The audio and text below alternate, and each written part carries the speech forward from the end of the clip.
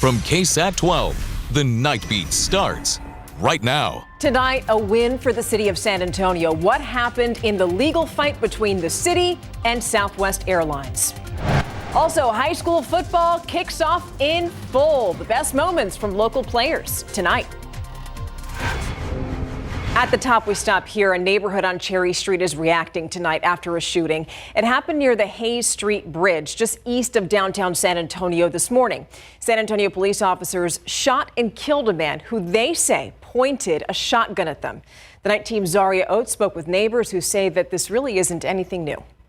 I could just hear rat-tat-tat. Shots fired on North Cherry Street Friday morning. It was really quick, but it was a quick burst of maybe 8 to 10 shots. The police helicopter was kind of over downtown and then flew back over here. According to San Antonio police, 3 people driving separate vehicles were arguing when a man grabbed a shotgun and then started shooting into the air. That's when someone called 911. The neighborhood was swarmed with police. Then, when police got there, the suspect pointed the shotgun at the officers, and the officers fired. He is deceased. The person has not yet been identified, but we do know he was a 41-year-old man. Some neighbors shocked, others not at all. Oh, there's always shootings. This neighborhood is no worse or no better than anybody else's. There's crime everywhere. I spoke with a lot of people who live in the area of where that shooting happened, both off camera and on camera. And one of the common decisions is to have a gate like this outside of their home to keep violence off of their property. We've just always had a gate. It feels safer. Good fences make good neighbors. So you don't have to be bothered with people. People don't have to be bothered with you. We requested the 911 calls for the home where the shooting happened, and this year alone, there have been 7 calls. 2 of those were around the time frame of this shooting. But the fact that someone died is disturbing. Disturbing and preventable is how these neighbors describe it. Do gun buybacks, like less guns would help? They need to patrol the areas a little bit better. They want more patrol, but overall say they feel pretty safe. So from a safety perspective, I always feel very safe down here. You got to be cognizant we're still in the city, but, I do feel safe. Zaria Oates, KSAT 12 News. At this point, we're still working to learn how many officers shot at the man who was killed. Police Chief McManus only shared that those officers together averaged 6 years of service. In 2005, Valerie Laguna was found dead in a cemetery in Cotulla. The case went cold, but now, 20 years later, a man from San Antonio has been arrested in connection with her murder. We want to show you 66-year-old Saul Gonzalez. A grand jury in LaSalle County indicted him for capital murder. The LaSalle County Sheriff's Office says that years of interviews and dozens of DNA samples is what led them to Gonzalez. Gonzalez is now being held in the LaSalle County Jail.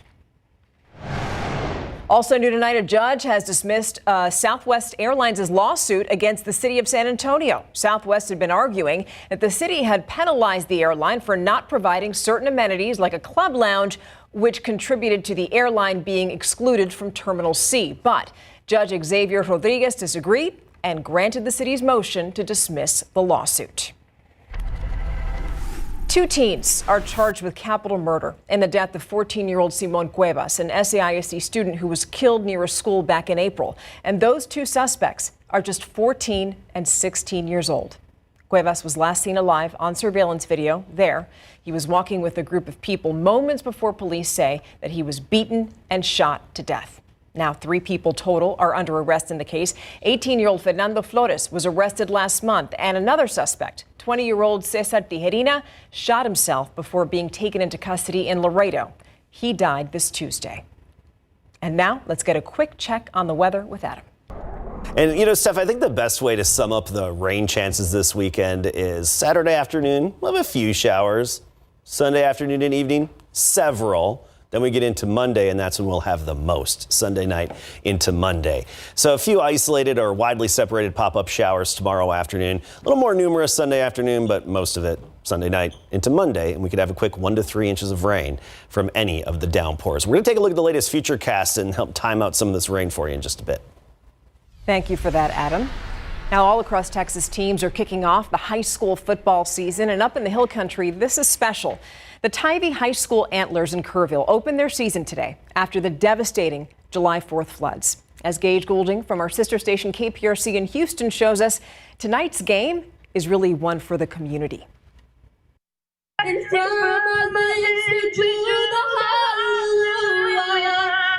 It's something you typically wouldn't see at a small-town rural Texas high school football game, a military flyover. And tears filling the eyes of fans in the stands. But here in Kerrville, Texas, this is anything but a regular Friday night under the lights. 100%. You know, Friday Night Lights football is an opportunity to gather people, for people to root on their communities, support their communities, fight for their communities, and support their communities. It's what Kerrville needs right now more than ever. Kerr County lost 117 family members and friends during the July 4th flood. Everyone on the field tonight knows someone impacted, even the quarterback. There's a lot of people that I knew that sadly lost their lives. My coach, I knew people out at Camp Mystic, and just other people throughout the community. Friday night before kickoff, TV High School honoring those first responders, naming them as honorary captains for the coin toss. Everybody ready? Two TV High School students singing before Black Hawk helicopters and Texas DPS choppers flew over Antler Stadium. In those choppers, the first responders who were first to rescue hundreds from the flood. And they're honoring first responders, so it just doesn't get better than that. It doesn't get any better than that. The TV Antlers riding that energy with a touchdown on their opening drive that just sent Antler Stadium into mayhem. This place is a special place. People don't realize how special Kerrville, Texas is. Special place, special game, special night, and they just made a special play. You're looking at it here. Game still going on. Score 34-20 with 4:30 left in the fourth quarter. Ivy with a big fourth down stop to get them where we are right now. Really, all they got to do is run out the clock here in the fourth quarter, and that will be a wrap. But let me tell you, this night has been nothing short of amazing. You come to a high school football game, Friday Night Lights, you don't expect to see, tears and emotion and hugs and embrace. You saw all of that here tonight in Kerrville. It's something that this community needed. You could see the reprieve, you could see the relief, and you could see the love for everybody that was here while remembering those that couldn't be. We're live in Kerrville, Texas for you. Gates Golden, KSAT 12 News. Love to hear how rowdy it got there in the packed stadium there, Antler Stadium. That's lovely. Now, still ahead, we're going to bring you another story from Kerr County. People are rallying against a potential property tax hike. What Governor Greg Abbott is saying about that. Next.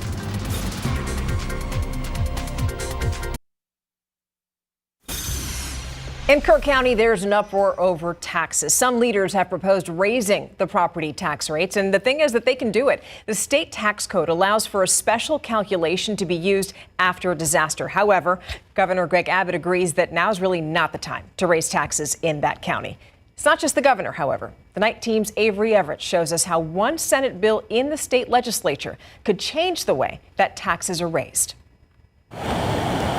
Our goal is to help these people rebuild as quickly as possible. Nearly 2 months after the deadly Hill Country floods, Governor Greg Abbott says recovery is what he's focused on, but he says it shouldn't cost citizens. With all the resources being provided by the state, as well as by charitable organizations, I don't see any reason for them to raise property taxes. We've been tracking conversations over the last couple of weeks in Kerr County and in the city of Kerrville about possibly raising property tax rates in the aftermath of the flood. So Texas's tax code actually has a written provision that allows local governments who have declared a disaster to calculate a voter approval rate with an 8% revenue growth rate instead of the normal 3.5% growth rate. It's not the right time to do any of this, to have these kinds of conversations. When the Kerr County Commissioners Court and Kerrville City Council started discussing using the higher rate, protesters lined Sidney Baker. Don't tax us when we're down. That outcry stopped Kerr County from using the special higher disaster rate.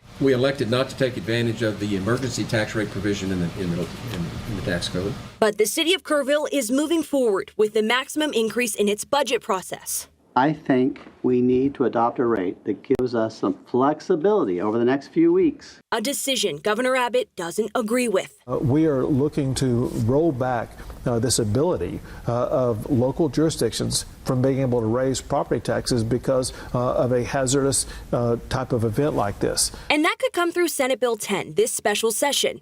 Not only could it change the special tax rate allowed during disaster situations, but it could impact everyone in Texas.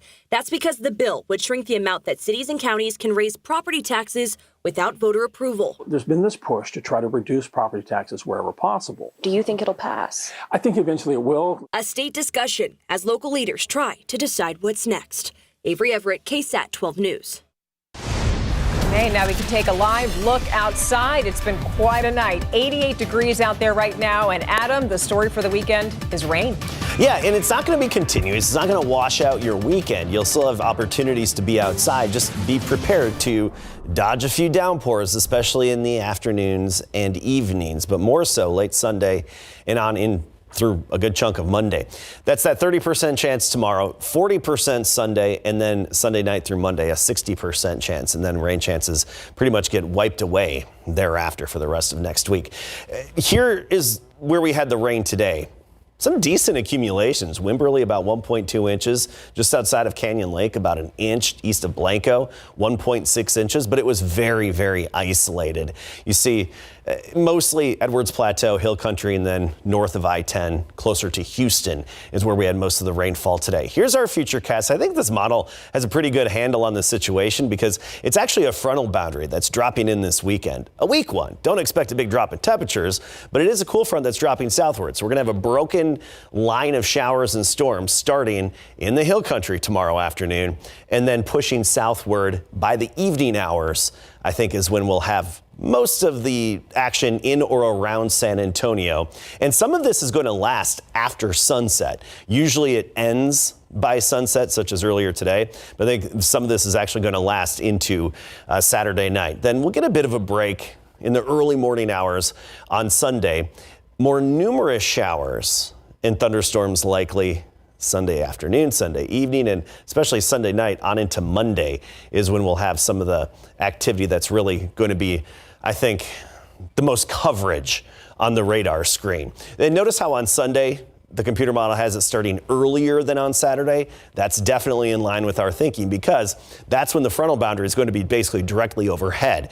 And that will help to trigger and instigate these showers earlier in the day on Sunday. As for accumulations, remember, it's rainfall in south central Texas. It's not equal opportunity, but any given downpour could give you a quick 1 to 3 inches. So that could lead to localized street flooding and the off chance of flash flooding, which would mainly impact travel on roadways and in some neighborhoods. Also, gusty winds unlikely to be damaging, just mainly kind of nuisance winds that are noticeable and brief. If you keep your patio umbrella up, may knock it over, that kind of thing. Notice the front off to the north right now. 75 in Dallas, 75 in Lubbock, Amarillo 72, Wichita Falls 74. Our temperatures will drop, but it's not going to be significant. It'll be closer to 90 for a high on Monday, and then next week it's back up into the upper 90s, near 100. Today we hit 102 for our high temperature. That makes it our 18th triple-digit day so far this year, way behind pace of past years. So tomorrow we start the day at 79, 98 in the afternoon. Those rain chances in the afternoon and evening, still triple digits south and west of San Antonio. And then next week, lower humidity by Wednesday, Thursday. How about that? All right, awesome. Looking forward to that. And Larry, have you caught your breath? I know yet. It's a busy night. Not yet. All right, take us to our game of the week. Very busy night, game of the week. Brendan taking on the Reagan Rattlers. This was a very close ball game between two of our top 6A teams in the area and the 5A D1 champions, Smithson Valley. They are back in action coming up.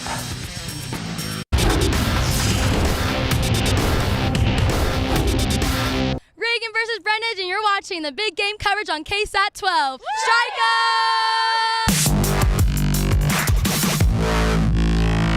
Thank you, ladies. Let's go to Heroes Stadium for our first game of the week this season, featuring the Brennan Bears and the Reagan Rattlers. And Photog Mark getting low for this shot, Mary. Yeah, and he's like an inch away from scoring a touchdown with his camera, and we're hoping to see a lot of touchdowns tonight. All right, let's get to the action now between the second-ranked Brennan Bears and the fifth-ranked Reagan Rattlers in 12's top 12 Class 6A. First quarter, Bears quarterback Caden Glass throws to Gannon James. The ball pops loose, and the Rattlers' Aiden Fernandez makes a diving interception interception that led to a 48-yard field goal and 3-0 Rattlers lead. Brennan comes back, Glass with the play action, and then he goes over the top to Jayshon Mitchell for a sweet grab, and he walks in for the touchdown, and the Bears lead 7-3. Second quarter, Glass looking to pass, and he has plenty of time, and then he fires a sweet ball to number 6, Donovan Lard, 27-yard touchdown, and Brennan led 14-6 at halftime. Yeah, time to celebrate that score. Third quarter now, the Bears extend their lead 21-6 when Glass scores on a QB keeper, lowering his shoulder to power in, and let's check out that final. Brennan wins 21-13. Yeah, that was an awesome game. Super physical. You might be able to see it on my face right now, but I'm a little bruised up. But super fun. I was happy we were able to fight a little bit and come out with the tough dub.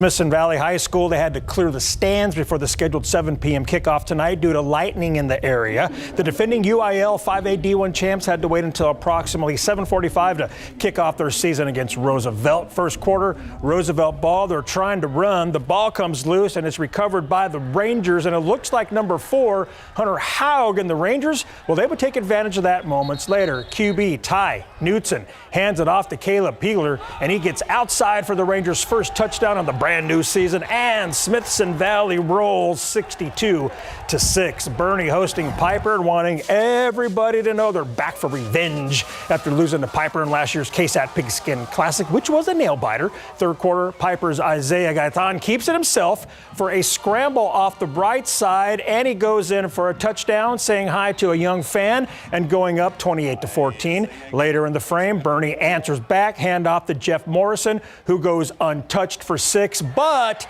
the Warriors hold on to win at 35-28. All right, Seguin and Alamo Heights opened their season against each other for the 4th consecutive year. It's gone Seguin, Alamo Heights. Who will win this time around? First quarter at Orem Stadium, the Mules with great field positioning after Trip Johnson off the opening kickoff journeys down the sideline and gets inside the 20. And right after, the oh-so-elusive DK Garza carries the rock 15 yards to pay their domination by the Mules, 70-35 the final. Well, these two were playoff teams last year. Southwest Legacy hosting Jefferson. Legacy's running back James Ross dodging defenders left and right, and he gets inside the 30. Later in the drive, it's a low snap, but the handoff to Ramion Thompson was clean, tricking everyone, including our camera, and Thompson walks it in. Legacy led 21-0 at the half and won in shutout fashion 28-0. Central Catholic looking to build on its 6-5 season last year. The Button faithful got a treat with this play. Quick screen pass out to Antonio Guevara, who's got plenty of space and speed, coming right at us for about an 80-yard touchdown. Wow. What a way to get the season started.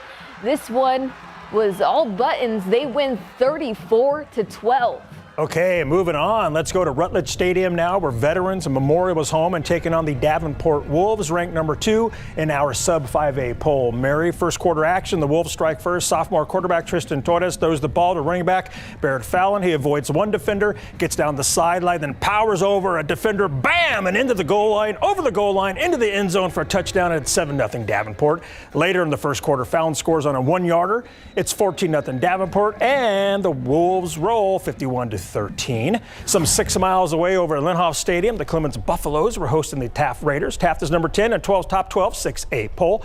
First quarter, Taft senior quarterback Tucker Vogel scores a short touchdown via the tush push. What else? And the visitors lead 7-0. Clements answers back. Senior quarterback Kalen Kilbasa steps up and throws deep and just over the hands of the defender right to Stefan Latulas for a 49-yard touchdown. We're tied at 7, and the scoreboard says Taft wins at 17-14. Mary. Love the tush push, and also, Larry, love one of the best traditions in San Antonio high school football, the heated rivalry between Antonian and Holy Cross.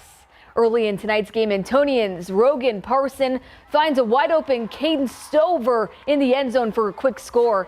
The Knights trying to get back to the state championship game this year. Rocky Orozco connecting with Julian Salas for the score. The Knights already have some ballers stepping up. The final from Ferrera Field, Antonian 27, Holy Cross 20. Well, respect to the O'Connor student section. Wow. Brandeis man. and O'Connor, they promise a close battle every year in their week 1 date. Brandeis senior back Jaron Morris makes it look easy. He slices through the defense and wins the foot race on the outside for the 50-yard touchdown. Jacob Gomez forced an O'Connor turnover, and it's Morris who capitalizes. He shakes off a few defenders, and he's gone. Broncos up 28-17. Later, O'Connor's Jake Garza connects with Dylan Caceres for 6. Heck of a game.